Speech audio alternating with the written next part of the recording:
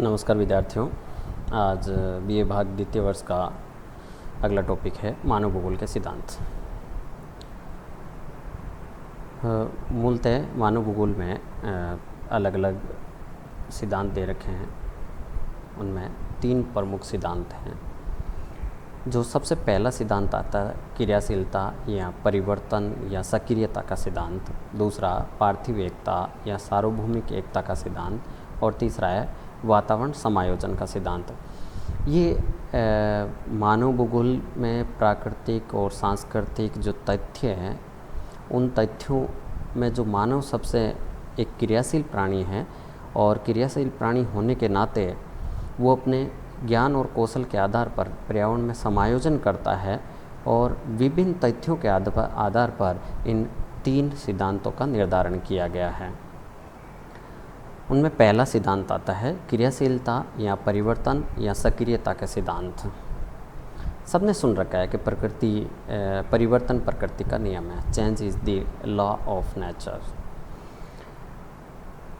जितने भी मूल ये पहले नियम क्या कहता है। इस नियम के अनुसार विश्व के सभी जड़ या चेतन पदार्थ, चाहे वे भौतिक हो चाहे सांस्कृतिक हो, सब परिवर्तन होते रहते हैं।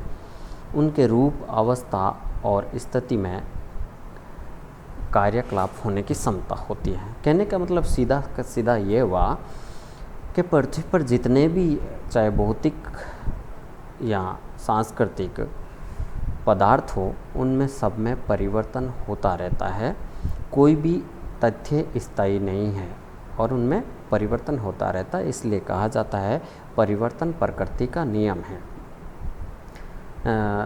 सामान्यतः समझने के तौर पे कह सकते हैं कि पर्वत निर्माण की जो प्रक्रिया है, पर्वत धीरे धीरे उत्थान होता है। पर्वतों के निर्माण की प्रक्रिया मनुष्य देख नहीं पाता क्योंकि बहुत दीर्घ अवधि में जाके संपन्न होती है। जबकि दूसरी ओर विशाल नदियाँ या सागर के किनारों पर अपरदन करती है, कटाव करती है, जो हमें दृष्टिगोचर होता है, दिखाई देता है। पर्वतों के उत्थान के फलस्वरूप विभिन्न क्रियाकलाप होने के फलस्वरूप भी परिवर्तन होता है, वो जो भौतिक परिवर्तन है। इसके साथ साथ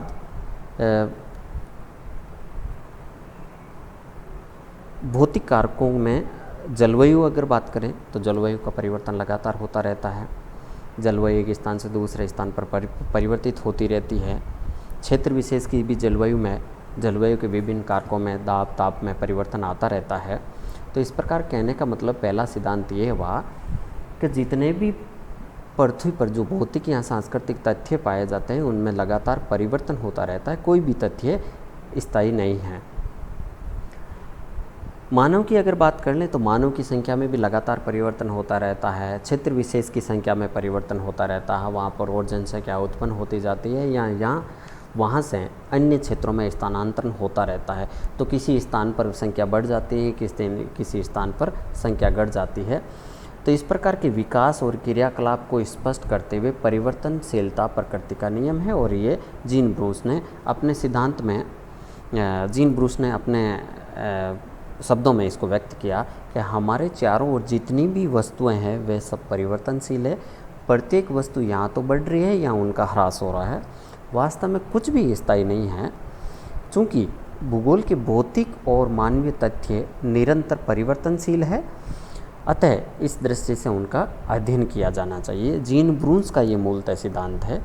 जीन ब्रूस ने कहा है। और जीन ब्रूस ने इस सिद्धांत में जो परिवर्तन लाने वाले इस सिद्धांत में जो जिन शक्तियों की बात की है, जो प्रकृति में परिवर्तन करती है, उन शक्तियों को 2 भागों में विभाजित किया गया है। पहली आती है भौतिक शक्तियाँ, जो पृथ्वी के आंतरिक और बाह्य भाग पर यह कार्य करती है। पृथ्वी के आंतरिक भाग में शक्तियाँ होती है जो पृथ्वी के ऊपरी सतह पर परिवर्तन लाती है।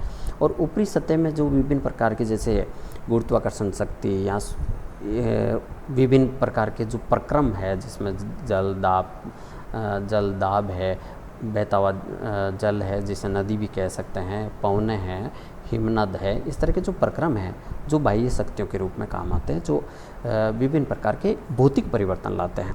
दूसरी सांस्कृतिक शक्तियाँ, जिसमें सांस्कृतिक रूप से सबसे प्रभावी कारक है जो मानव है। मानव विभिन्न प्रकार के जो क्रियाकलाप करता है या प्रकृति में कुछ परिवर्तन करने का प्रयास करता है। तो इस तरह का ये पहला मूल सिद्धांत अंत में यही हुआ कि जीन ब्रून्स के शब्दों की वापस बात कर लेते हैं कि हमारे चारों ओर जितनी भी वस्तुएं हैं वे सब की सब परिवर्तनशील है। यहाँ तो वस्तु बढ़ रही है या वो कम हो रही है, वास्तव में कुछ भी स्थायी नहीं है। ये चीज़ पहला मूल सिद्धांत। दूसरा सिद्धांत आता है पार्थिव एकता का सिद्धांत। इस सिद्धांत का प्रतिपादन जर्मन विद्वान फ्रेडरिक रेडजेल ने किया है और उसने इस सिद्धांत के बारे में एंथ्रोपोजियोग्राफी अपनी जो पुस्तक है उसके बारे में लिखा है। उन्होंने बताया कि विश्व के सभी भौगोलिक तथ्य, चाहे जड़ हो चाहे चेतन हो, वो एक दूसरे से संबंधित है। इन तथ्यों में कोई भी तथ्य स्वतंत्र अस्तित्व नहीं रखता है, इसलिए उनका पृथक अध्ययन करना संभव नहीं है। इसलिए इस प्रकार इस सिद्धांत को अंतर संबंध, प्रिंसिपल ऑफ इंटर रिलेशनशिप का सिद्धांत का नाम भी दिया गया है। ब्लास भी रेडजेल के इस सिद्धांत का समर्थन करता है और ब्लास भी अपने सिद्धांत में पार्थिव एकता की पुष्टि करता है। रेडजेल का मानना है कि संपूर्ण पृथ्वी है वो एक इकाई के रूप में है और उसमें एकता का अनुभव किया जाना चाहिए। सभी तथ्य, चाहे भौतिक हो चाहे सांस्कृतिक हो, सभी तथ्य आपस में एक दूसरे से परस्पर कहीं न कहीं आपस में अंतर संबंधित है, आपस में कहीं न कहीं जुड़े हुए हैं। उनके अनुसार मानव का संपूर्ण जीवन, उनके बहुमुखी प्रक्रियाएँ, मानव समुदाय आदि सभी का अध्ययन विवेकपूर्ण और व्यवस्थित ढंग से किया जा सकता है और इस अध्ययन में पृथ्वी के विभिन्न तथ्यों या अवयवों के परस्पर संबंधों पर जोर दिया गया है, जिसमें भौगोलिक एकता के दर्शन होते हैं। तो पार्थिव एकता से मतलब पृथ्वी को एक इकाई के रूप में माना गया है। इसमें चाहे भौतिक कारक हो चाहे सांस्कृतिक कारक हो, जिसमें मानव भी शामिल है, इन सभी तथ्यों को सबको आपस में एक दूसरे से अंतर संबंधित माना गया है, इसलिए इसको अंतर संबंध का सिद्धांत भी कहा गया है। जैसे वायुमंडल का एग्जाम्पल दे रखा है। वायुमंडल में ताप दाब के तत्व आपस से एक दूसरे से अंतर संबंधित है, एक दूसरे से प्रभावित होते हैं। विभिन्न प्रकार की वायुमंडलीय परिघटनाएं संपन्न होती हैं। इस तरह से पर्वत और नदियों में भी आपस में गहरा संबंध पाया जाता है। वनस्पति और जलवायु में विभिन्न प्रकार का गहरा संबंध पाया जाता है। पार्थिव एकता की दृष्टिगोचर होती है। पशुओं और प्रकृति की वनस्पति में जिस तरह की खाद्य श्रृंखला और खाद्य जाल, इस तरह से मानव और जलवायु में संबंध है। जनसंख्या और धरातल में संबंध है, मानव और समुद्र में संबंध है। तो इस तरह के सारे तथ्यों का संबंध जोड़ रखा है आपस में। अगला तीसरा सिद्धांत आता है वातावरण समायोजन का सिद्धांत या विशिष्ट जीवन पद्धति का सिद्धांत। पृथ्वी के विभिन्न भागों में वातावरण की विभिन्नताएं मिलती है। इन विभिन्न वातावरण में मानव की आवश्यकताएं भी भिन्न भिन्न होती हैं। वह अपने वातावरण के साथ सामंजस्य स्थापित करते हुए अपनी आवश्यकताओं की निर्धारित करता है, उसमें काटछांट करता है, उसमें पूर्ति करता है। प्रत्येक वातावरण में मानव द्वारा किए गए सामंजस्य के ढंग में भारी भिन्नता मिलती है। मूल सिद्धांत यह है कि मानव है पृथ्वी पर विभिन्न प्रकार के प्राकृतिक वातावरणों में निवास करता है, तो वो अपनी आवश्यकता अनुरूप कुछ तो वातावरण में वो परिवर्तन करने का प्रयास करता है और अगर वो परिवर्तन नहीं कर पाता है तो उसके साथ समायोजन करता है, सामंजस्य स्थापित करके निवास करता है या अपने क्रियाकलाप करता है। जैसे भूमध्य रेखीय प्रदेशों में रहने वाले इंडोनेशिया और मलेशिया में रबड़ की खेती एक व्यापारिक पैमाने पर की जाती है, परंतु समान प्राकृतिक वातावरण रखने वाले अमेजन बेसिन में रबड़ की खेती यहाँ तो नहीं की जाती, यहाँ की जाती तो बहुत प्राचीन ढंग से की जाती। तो एक क्षेत्र में उसी फसल की खेती व्यापारिक तौर पे की जाती है, जबकि दूसरे में वहाँ पर प्राकृतिक तौर पे की जाती हैं।